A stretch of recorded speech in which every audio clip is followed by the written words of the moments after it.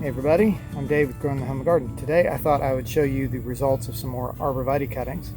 These are ones that I did back in the fall of last year, and I've kept them in their pot and their container for a while. It's a flat, it looks like this, and you can see I had some other stuff in it. Some of it I've removed, some of it did not make it, which happens, but I've got quite a few of these arborvitae cuttings that I can go ahead and pot up into something.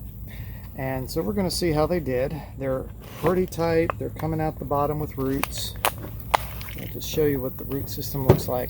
I've left them way too long in these containers, but hopefully I can get them into something here soon that they can grow on a little bit stronger, a little bit better.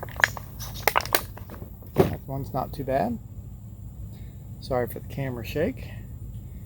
The table is not real steady. Look at all those. Looks like the root thing just busted across. But they're not pot bound, and that's good. That's what you got to watch for when you leave something in too long. You see the roots are nice and broken up.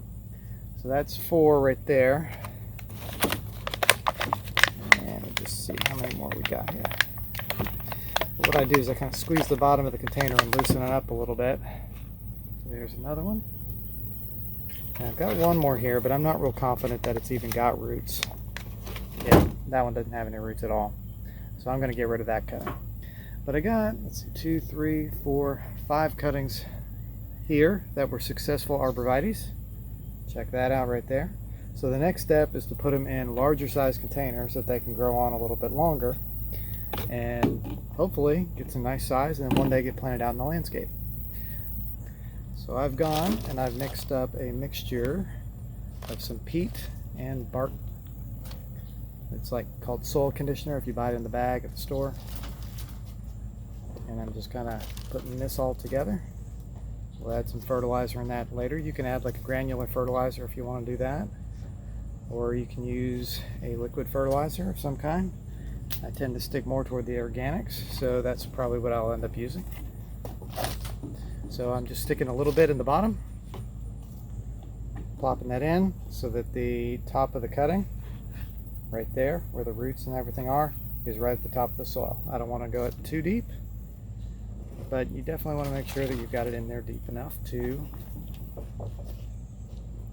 allow for more roots to grow. So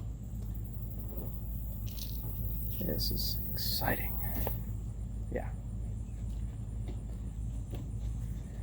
No, but that's really all there is to it, just putting them up in the larger size pots. And the next step after that, I'll put them into a tray that probably does not have any holes in the bottom because we're in summertime and I'm getting a lot of plants drying out very quickly.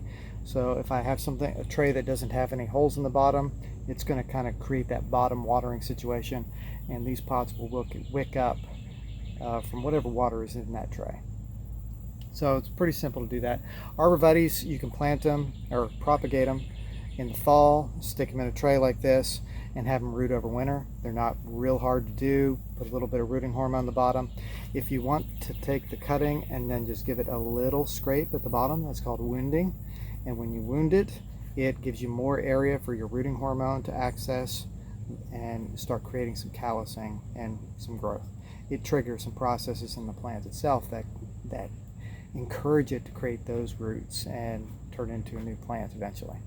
So they're pretty cool. They're good for creating shady or privacy screens.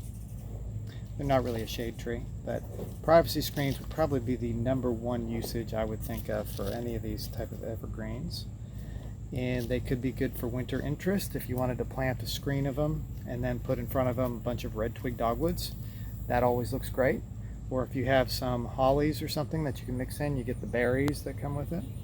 I'm thinking more of the deciduous type, the winterberry hollies, which are pretty cool. They grow really well around here. It's not a hard thing to do here. It just takes time. A lot of plant propagation is really not that hard. It is just being patient, making sure that you're monitoring stuff. You're giving the plants the right conditions to grow. You're not letting them dry out. I know, I mean, that sounds like a big list of things that you're doing, but it's all simple stuff. And if you just do the simple stuff, you can get success with it. So there I've got 4. I actually need to go get one more pot because I ran out. I thought I only had 4 rooted. Turned out I got 5. That's not a bad problem.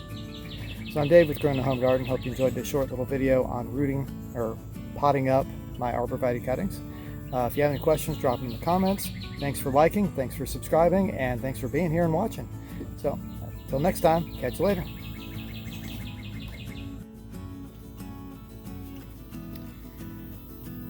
Hey everybody, I'm Dave with Growing the Home Garden. Today I wanted to pull out some of my arborvitae cuttings. These are cuttings I stuck last winter, actually probably more like the fall. And I've had them in the greenhouse most of the winter time, and I need to use this tray for some other things, so I thought it was about time that I get these things out. You still there? There you go. We'll start over again. Wiggled things too much.